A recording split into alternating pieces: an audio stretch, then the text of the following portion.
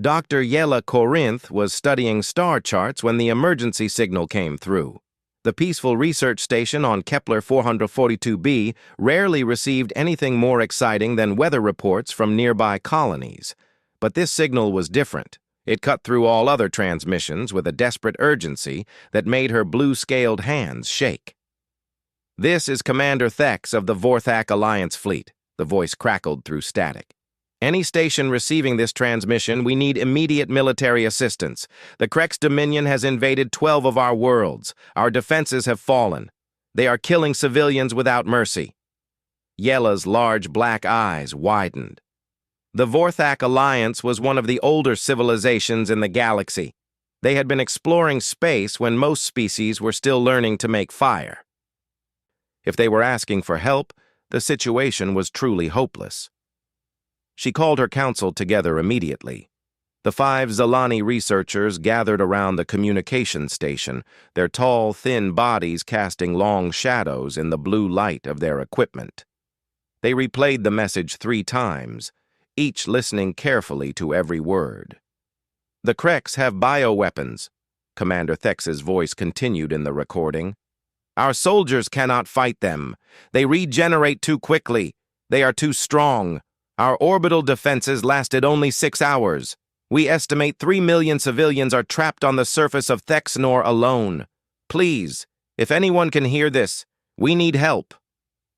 Council Leader Vex folded his 4 arms across his chest. His voice was soft, but worried. "The Krex Dominion has never been this aggressive before. They usually stay in their own sector." "That's not our main concern," said Dr. Mila, the youngest of their group. "The question is whether we forward this message to the Terran Confederation." The room fell silent. Every species in the galaxy knew about the humans. They had appeared in galactic politics only 200 years ago, but they had made quite an impression. They were the only species that seemed to enjoy warfare. Their military history was filled with impossible victories and last-minute rescues. But humans also made other species nervous. They formed emotional bonds with almost any creature they met. They would risk their lives to save strangers. Most aliens found this behavior disturbing and unpredictable. Humans called it doing the right thing. "The Terran Marines have never lost a battle," Vex said slowly. "But are we ready to invite them into our sector? Once humans get involved in a conflict, they tend to stay involved." Yella pulled up files on human military capabilities. The data was both impressive and frightening. Human soldiers used weapons that could punch through starship armor. They coordinated attacks with a precision that seemed almost telepathic. They had once held off an entire Korthak invasion fleet with just 1 damaged cruiser and 300 Marines. "Look at this," Dr. Mila said, pointing to a tactical analysis. "The humans have something they call combined arms doctrine. They use every type of weapon at the same time: air support, artillery, infantry, and orbital bombardment, all working together. No other species fights like this."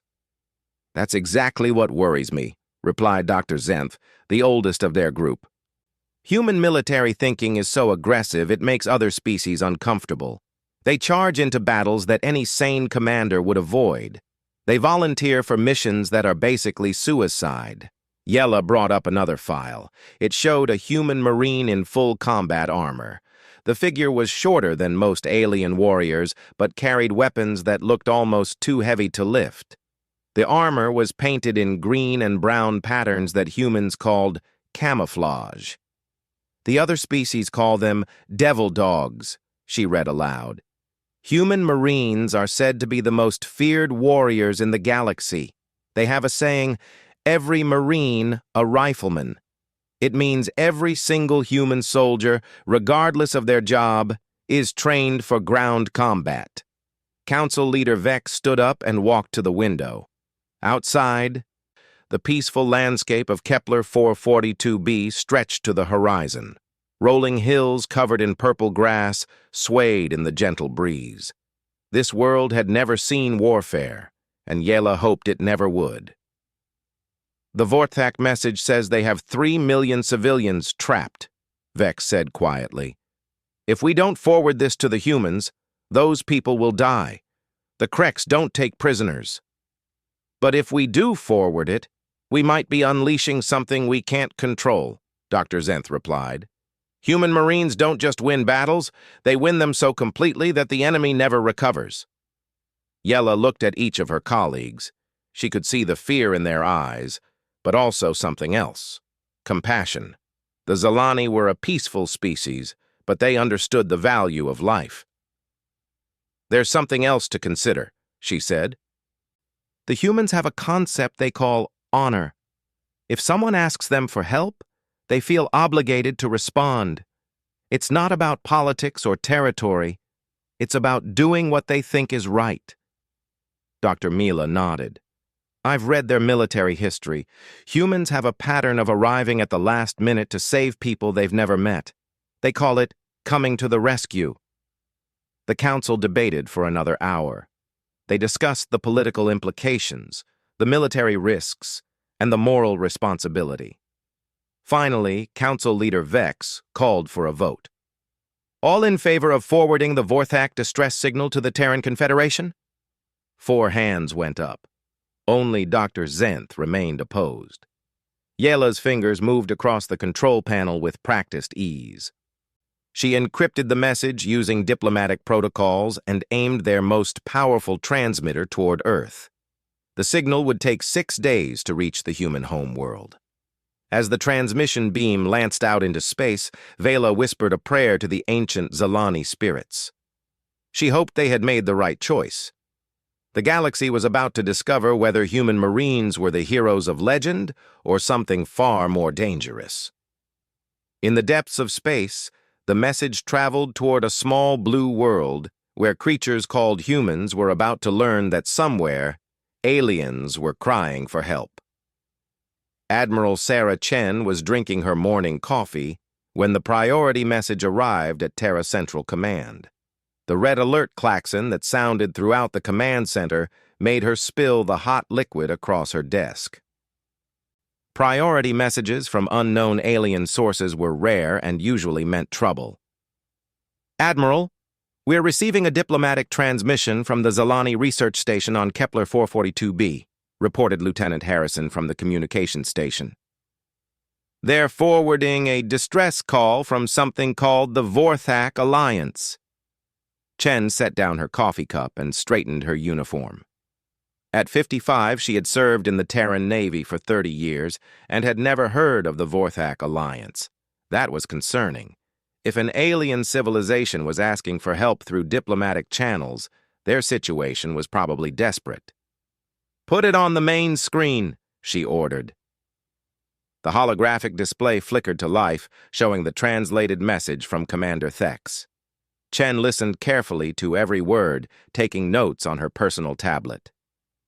When the message finished, she played it again. Then she called an emergency meeting of the Terran Defense Council. Within 2 hours, the most important people in human space defense were gathered in the secure briefing room beneath the Rockies. General Martinez, head of Marine Operations, studied the tactical data while Senator Williams reviewed the political implications. The Krex Dominion, said Dr. Rebecca Foster, the head of Alien Affairs. We have limited intelligence on them. They're a warrior species from the Orion arm, approximately 8 feet tall, reptilian, with natural armor plating. They've been expanding their territory aggressively for the past 50 years. General Martinez looked up from his tablet. According to this data, they've overrun 12 worlds in 6 months. The Vorthak military couldn't slow them down. That suggests superior technology and tactics. Senator Williams frowned. The political situation is complicated. The Vorthak Alliance has never officially recognized the Terran Confederation. We have no treaty obligations to them. That's not the point, Admiral Chen replied firmly. They asked for help. 3 million civilians are going to die if we do nothing. And if we intervene, we might start a war with the Krex Dominion, the senator countered. Earth's population is 12 billion people. Do we have the right to risk their safety for aliens we've never met? The debate continued for 3 hours. Some council members argued for diplomatic contact with the Kreks. Others suggested sending humanitarian supplies instead of military forces. Admiral Chen listened to all the arguments, but her mind was already made up. "General Martinez," she said finally, "what Marine units are available for immediate deployment?" The general smiled grimly. "The 15th Marine Expeditionary Unit is currently on standby rotation. They call themselves Hell's Ambassadors. 3,000 Marines, full air and armor support, currently stationed on Luna Base. Their commanding officer? Colonel Marcus Rodriguez, 20-year veteran, 3 combat deployments. His unit has never failed a mission." Admiral Chen stood up and walked to the tactical display. The image showed the Vorthak sector, with red markers indicating Krex-controlled worlds. The distance from Earth was significant, but within range of their fastest ships. "Senator Williams, I understand your concerns about starting a war," she said, "but humanity has a reputation in the galaxy. We're known as the species that comes to the rescue. If we ignore this request for help, what does that say about who we are?" Dr. Foster nodded. "The Admiral is right.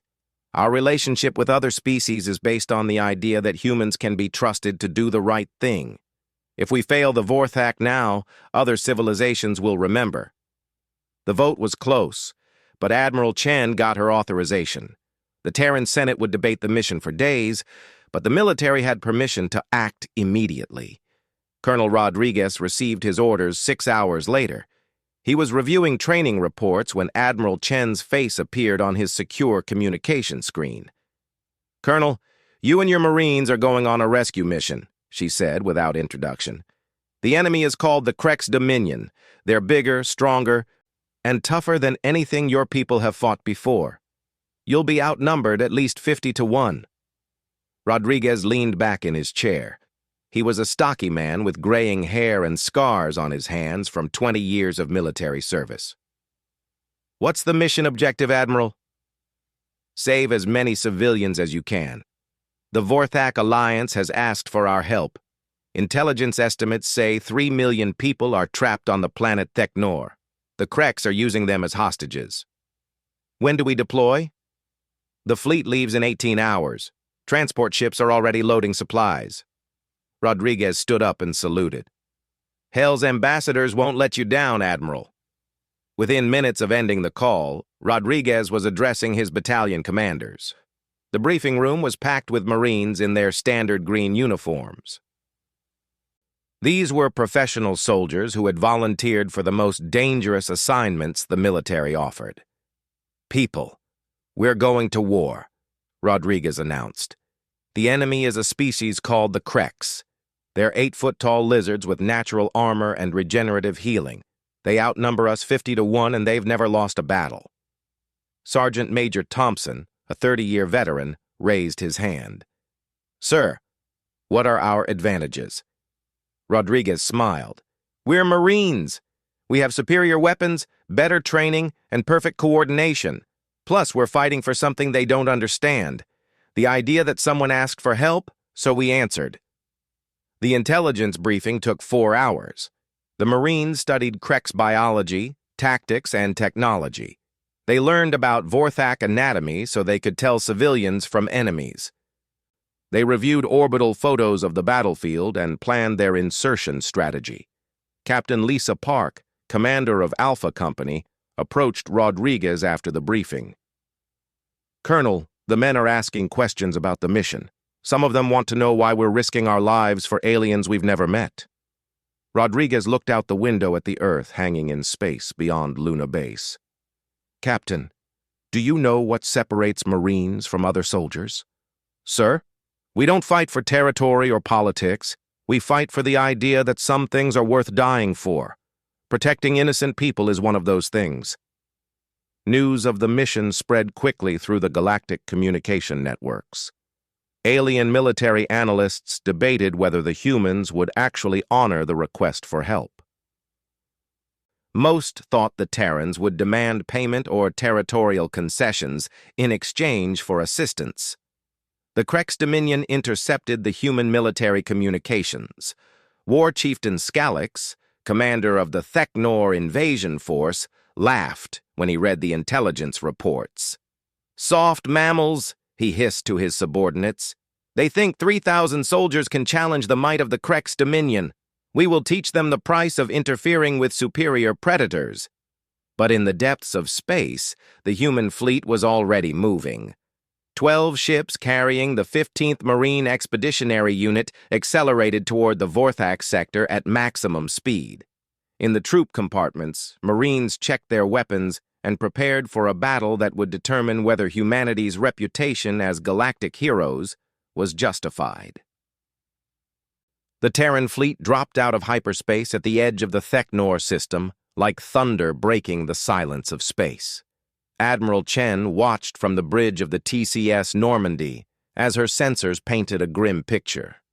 3 massive Krex dreadnoughts hung in orbit around the planet, their dark hulls bristling with weapon batteries.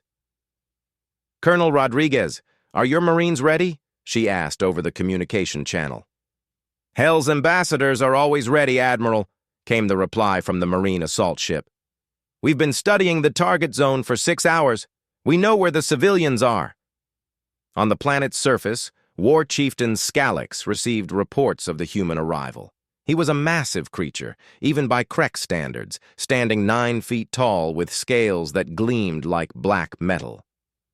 His red eyes studied the tactical display with ancient predatory intelligence. "Mammals," he growled to his officers. "Soft creatures who think they can challenge the Krex Dominion. Open a communication channel to their flagship." Admiral Chen's face appeared on the view screen, and Scalix felt a moment of surprise. This human female looked small and weak, yet she commanded a military fleet. How strange these creatures were. "Human Admiral," Scalix said in his rumbling voice. "I am War Chieftain Scalix of the Krex Dominion. You will withdraw your ships immediately, or I will execute 10,000 Vorthax civilians." Chen's expression didn't change. "War Chieftain, I'm Admiral Sarah Chen of the Terran Confederation Navy. We're here to evacuate the civilians. Stand down your forces and we can discuss terms." Scalix laughed, a sound like grinding stone. "You have 12 ships.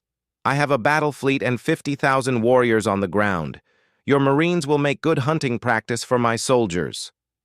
"I don't think so," Chen replied calmly. "You have 60 minutes to begin withdrawing your forces. After that, we come down there and get them ourselves." The transmission ended, and Scalix turned to his tactical officer. "How many human soldiers are in those ships?"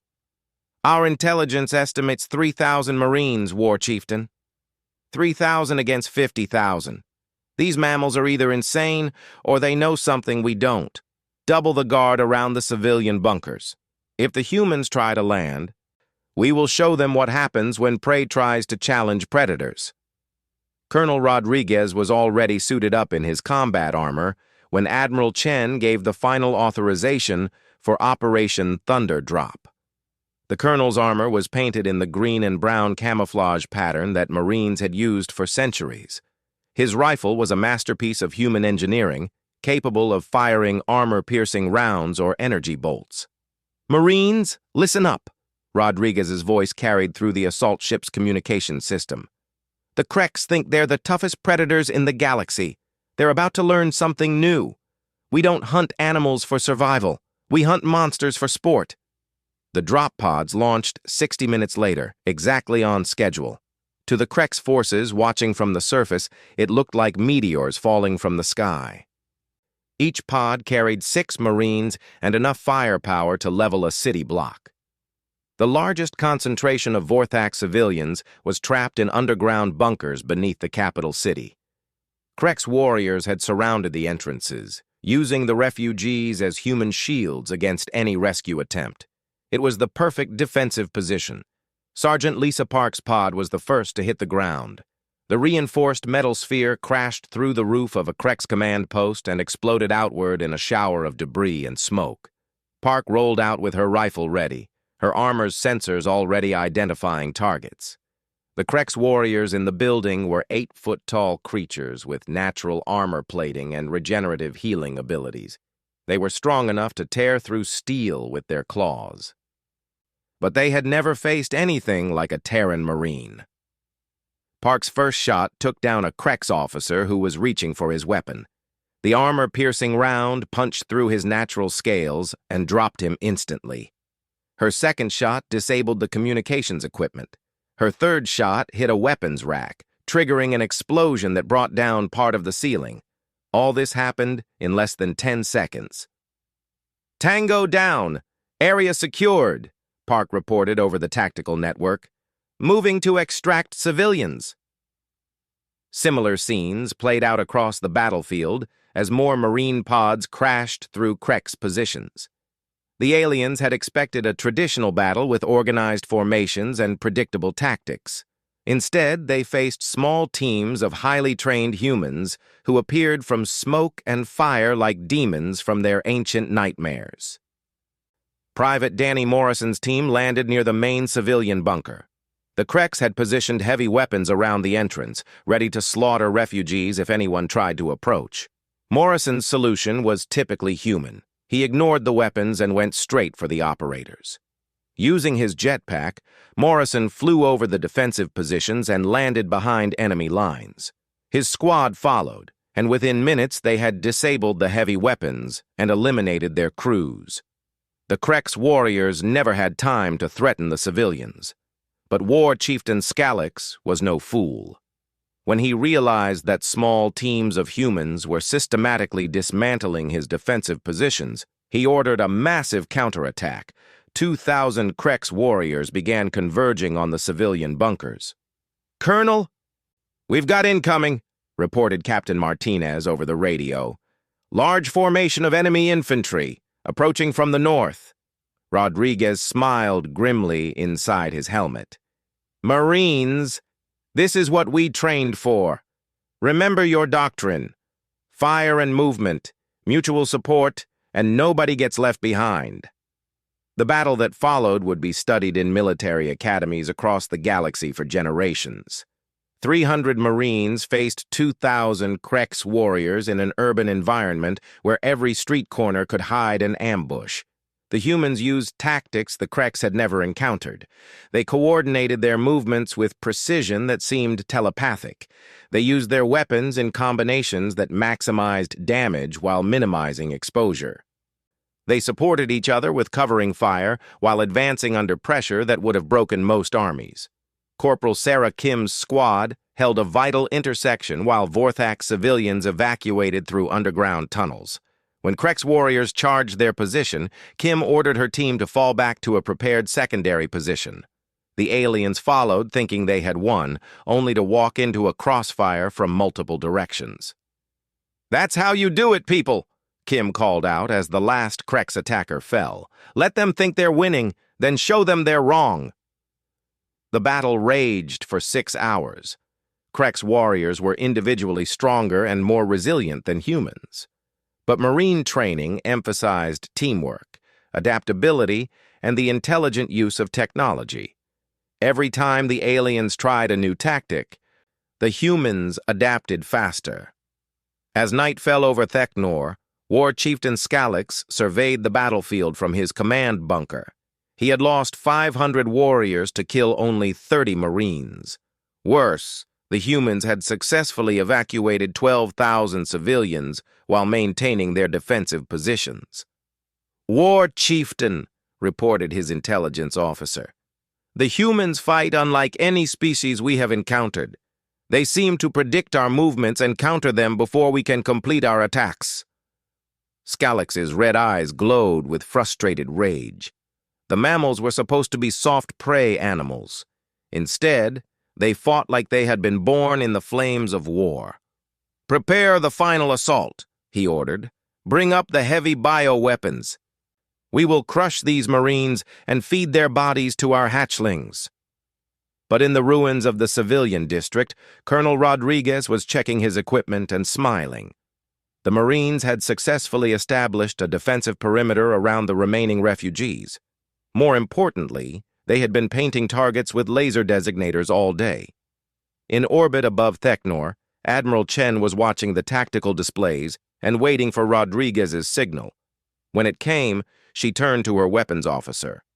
"Time to show the Krex why nobody messes with marine operations," she said. "Fire when ready." War Chieftain Scalex's final assault began at dawn. The sky above Technor darkened with Krex aircraft, while the ground shook under the weight of their heaviest war machines. Bioweapons that could melt through marine armor were brought to the front lines. Every elite warrior in the Krex army was committed to crushing the human defenders. Colonel Rodriguez watched the enemy formation through his scope and felt his stomach tighten. He had seen large-scale battles before, but nothing like this. 20,000 Krex warriors were advancing on his position, supported by artillery and airstrikes. His Marines were outnumbered 60-1. "All squads, this is actual," Rodriguez spoke into his radio. "The enemy is coming in force. Remember your training, trust your brothers, and nobody goes home alone." The first wave hit the marine perimeter like a tsunami of claws and armor. Krex warriors charged through their own artillery fire, accepting massive casualties to close with the human defenders. The aliens had learned that their long-range weapons were no match for marine marksmanship. This battle would be decided with teeth and claws. Sergeant Major Thompson's position on the left flank took the worst of it. His squad was dug in behind rubble from a destroyed building, but the Krex bioweapons were eating through their cover like acid through paper. "Thompson, fall back to secondary positions," Rodriguez ordered over the radio. "Negative, Colonel," Thompson replied, firing his rifle as fast as he could reload. "If we give up this intersection, they'll flank Alpha Company. We stay put." Thompson's Marines held their ground for 2 hours against impossible odds. When their ammunition ran low, they switched to backup weapons. When those failed, they used knives and explosives. When a massive Krex warrior broke through their line and wounded 2 Marines, Thompson tackled the creature bare-handed and fought it until Corporal Davis could get a clear shot. But even Marine determination had limits. By midday, Thompson's squad was down to 3 men and almost out of ammunition. The Krex were preparing for a final assault when Lieutenant Morrison's voice crackled over the radio. "Thompson, we're coming to get you. Hold position for 5 more minutes." Morrison was supposed to be guarding the civilian evacuation routes, but he had heard the desperation in Thompson's voice. Against direct orders, he took his entire squad and began fighting his way toward the trapped Marines.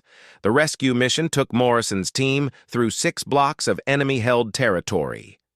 They used every trick in the Marine handbook: smoke grenades to mask their movement, explosive charges to clear barricades, and pure aggressive action to punch through defensive lines. Private Chen Wei distinguished himself during this assault by single-handedly clearing a Krex machine gun nest that was blocking their advance. When his rifle jammed, Chen used grenades. When he ran out of grenades, he charged the position with a combat knife. The Krex warriors were so surprised by this insane human tactic that they failed to stop him. Morrison's squad reached Thompson's position just as the final Krex assault began. The combined Marine force was still outnumbered 10-1, but they had something the aliens didn't understand: absolute faith in each other.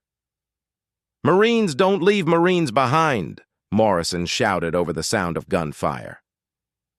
"No matter what it costs." The battle for the intersection became legendary among human forces. 12 Marines held off 300 Krex warriors for 4 hours. They shared ammunition, covered each other's reloads, and carried their wounded to safety under enemy fire. When Corporal Santos was pinned down by sniper fire, Private Williams crawled 50 meters through open ground to drag him to cover. But the Krex were learning too. War Chieftain Scalex realized that human Marines would never abandon their comrades, no matter how hopeless the situation. He began targeting wounded Marines, knowing that other humans would risk their lives to rescue them. The trap worked. When Sergeant Park was wounded by bioweapon fire, her entire squad moved to protect her. The Kreks concentrated their attack on that position, knowing that more Marines would come to help. Colonel Rodriguez faced an impossible choice. He could order his Marines to abandon their wounded comrades and maintain the defensive perimeter around the civilians, or he could risk everything to save a handful of soldiers. "All units, we don't leave people behind," Rodriguez announced over the radio. "I don't care what it costs. We get our people out." What followed was one of the most complex rescue operations in military history. Marines from 6 different squads coordinated a simultaneous attack on multiple Kreks positions. They used covering fire, diversionary attacks, and precision strikes to create windows of opportunity for evacuation teams. Captain Martinez led one evacuation team through underground tunnels that were partially collapsed from the fighting. His Marines crawled through spaces barely large enough for a human body, dragging wounded comrades behind them. When they emerged on the other side, they had saved 8 Marines who would have been killed or captured. But the rescue operations came at a terrible cost. Marine ammunition was running critically low. Several key defensive positions had been abandoned to provide soldiers for the evacuation teams. The Kreks were advancing on multiple fronts, and Rodriguez's forces were stretched to the breaking point. The worst moment came when Private Chen Wei found himself trapped in a collapsed building with 12 Vortak civilians. Kreks warriors had surrounded the structure, and Wei had no way to call for backup. His radio was damaged, and his ammunition was almost gone. Wei looked at the alien civilians huddled around him. They were tall, thin creatures with blue skin and large black eyes. Some of them were children who cried in a musical language he didn't understand, but he recognized fear when he saw it.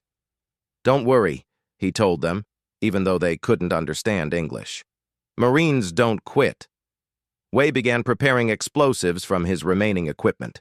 If he couldn't save the civilians, he could at least make sure the Kreks paid a price for taking them. He rigged charges throughout the building's support structure and waited for the enemy assault. When Kreks warriors broke through the walls, Wei triggered his explosives. The building collapsed in a controlled demolition that took out an entire Kreks command bunker. The civilians survived in a protected basement, but Wei was buried under tons of rubble. Rodriguez received the news of Wei's sacrifice just as reports came in that Kreks reinforcements were approaching the city. His Marines had fought magnificently, but they were running out of time, ammunition, and miracles. "Colonel, we need to consider withdrawal," Captain Park said over the radio. "We've saved 40,000 civilians, but we can't hold these positions much longer." Rodriguez looked at his tactical display. Red markers showed Kreks forces advancing from every direction. His Marines were scattered across 12 different positions, many of them cut off from the main force. By any reasonable military standard, the mission was already a success. They had saved more people than anyone thought possible. But Marines don't think reasonably. "Negative," Rodriguez replied. "We came here to save people. And there are still people to save. Hell's ambassadors don't retreat."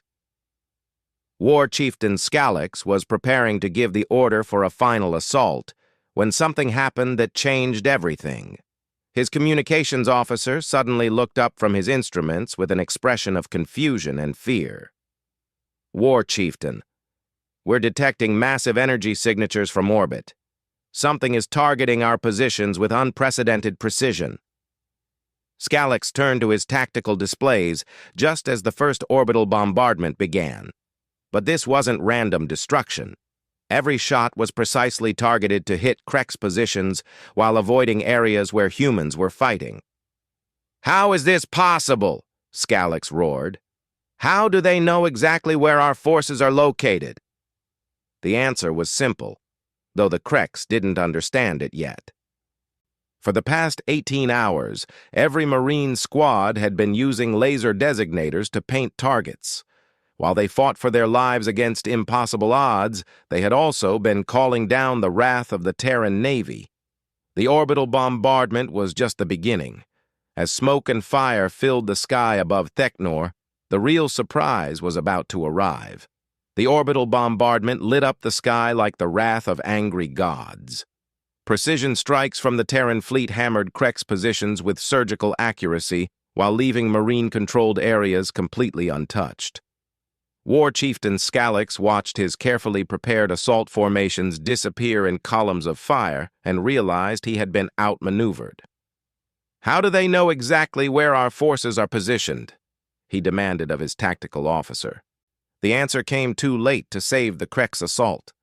For 18 hours, while fighting for their lives, every Marine squad had been using laser designators to paint enemy targets. The humans had never intended to hold their positions indefinitely. They had been calling down destruction with scientific precision. Colonel Rodriguez smiled grimly as he watched Krek's heavy weapons disappear in carefully targeted explosions. "All squads, this is actual. The Navy is clearing our front. Prepare to advance." But the orbital bombardment was only the first surprise. As the smoke and fire filled the sky, new contacts appeared on Krek's sensors. More human ships were dropping out of hyperspace, and these weren't carrying diplomats or supplies. Admiral Chen had spent the night positioning her entire fleet for a coordinated assault. While the Marines fought on the ground, Navy transports had been making pinpoint drops throughout the night. Fresh Marine companies had been landing behind enemy lines, establishing ammunition caches, and preparing for the final push. Sergeant Park, wounded but still fighting, watched as new Marines emerged from positions the Kreks thought were empty. "Hell's ambassadors don't just rescue people," she said over the radio. "We rescue them in style." The fresh Marine reinforcements changed everything. Krek's warriors, who thought they were attacking isolated human positions, found themselves surrounded by perfectly coordinated forces. The aliens had never faced an enemy that could coordinate simultaneous attacks across multiple battlefields. Lieutenant Morrison, leading one of the fresh Marine companies, had landed near the ruins where Private Chen Wei was trapped. His team spent 2 hours digging through the rubble while under enemy fire. When they finally reached Wei, he was unconscious but alive, still clutching his rifle. "Told you Marines don't quit," Morrison said as his medics checked Wei's condition. War Chieftain Scalix was beginning to understand the true scope of human military doctrine. These weren't desperate troops fighting for survival. This was a carefully planned operation that used the Marines' defensive battle as cover for a much larger strategy. "Tactical officer," he growled. "Status report on all sectors." "War Chieftain, we're receiving reports of human forces attacking our rear positions. They seem to know the location of every command post and supply depot. Our communications network is being systematically destroyed." Scalix's red eyes blazed with fury and something else. The first hint of fear he had felt in decades of warfare. These mammals fight like they can read our minds. The truth was simpler than telepathy. Human Marines had been trained to think like their enemies. They studied alien psychology, predicted tactical responses, and planned for every possible contingency. While the Kreks had been focusing on brute force, the humans had been thinking 3 moves ahead. Captain Martinez's company demonstrated this during their assault on the Krek's command bunker. Instead of attacking the heavily defended entrance, they used explosives to create their own door through the bunker's weakest wall. The Krek's defenders were facing the wrong direction when the Marines arrived. "Surprise," Martinez said as his team secured the enemy command center.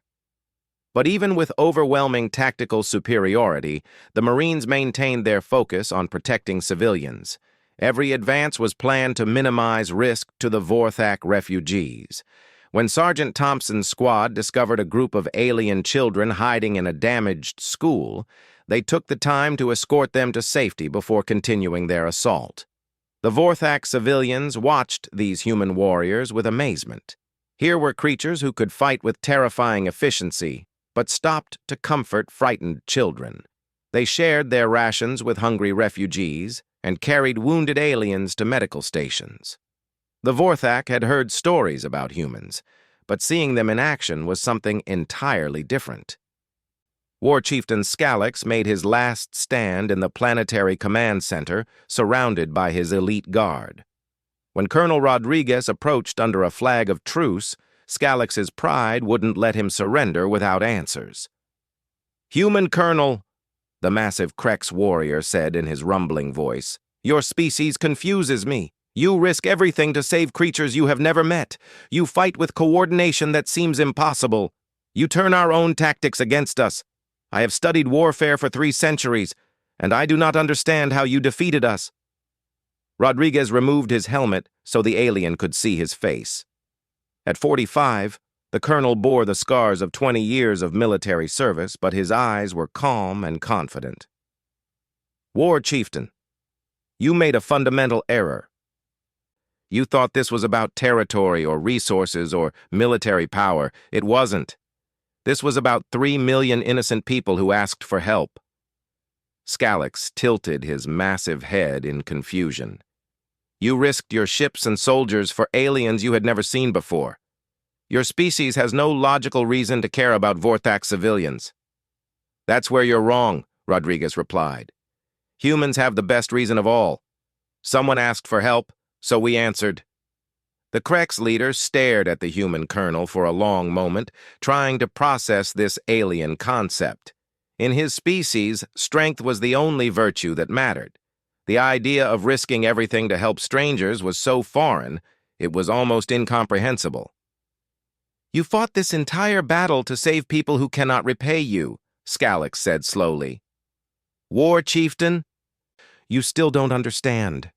We didn't fight this battle to get something. We fought it to give something. Protection to people who needed it." Scalax's surrender was broadcast across the galaxy within hours. News networks from a dozen different species reported the impossible. 3,000 human Marines had defeated 50,000 Krex warriors and saved 3 million civilians in the process. But the real story wasn't the military victory. It was what happened next. The Terran fleet could have demanded territory, resources, or political concessions from the grateful Vorthak alliance.